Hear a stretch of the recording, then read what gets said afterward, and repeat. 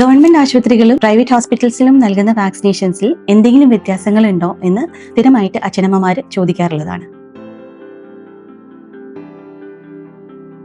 നമസ്കാരം, ഞാൻ doctor Sheena, senior consultant paediatrician, star care hospital. നമ്മുടെ നാട്ടിൽ 2 തരത്തിലുള്ള വാക്സിനേഷൻ സ്കെഡ്യൂൾസ് ആണ് ഫോളോ ചെയ്യുന്നത്. ഗവൺമെന്റ് ആശുപത്രികൾ സെൻട്രൽ ഗവൺമെന്റിന്റെ നിർദ്ദേശപ്രകാരം ഒരു കുട്ടിക്ക് നിർബന്ധമായിട്ടും നൽകേണ്ട വാക്സിൻസ് അടങ്ങിയ നാഷണൽ ഇമ്മ്യൂണൈസേഷൻ സ്കെഡ്യൂളാണ് ഫോളോ ചെയ്യുന്നത്. പ്രൈവറ്റ് ആശുപത്രികളിലാണെങ്കിൽ ഈ ഒരു നാഷണൽ ഇമ്മ്യൂണൈസേഷൻ സ്കെഡ്യൂളിൽ അടങ്ങിയ മാൻഡേറ്ററി വാക്സിൻസിനോടൊപ്പം തന്നെ ചില ഓപ്ഷണൽ വാക്സിൻസും നൽകി വരുന്നു.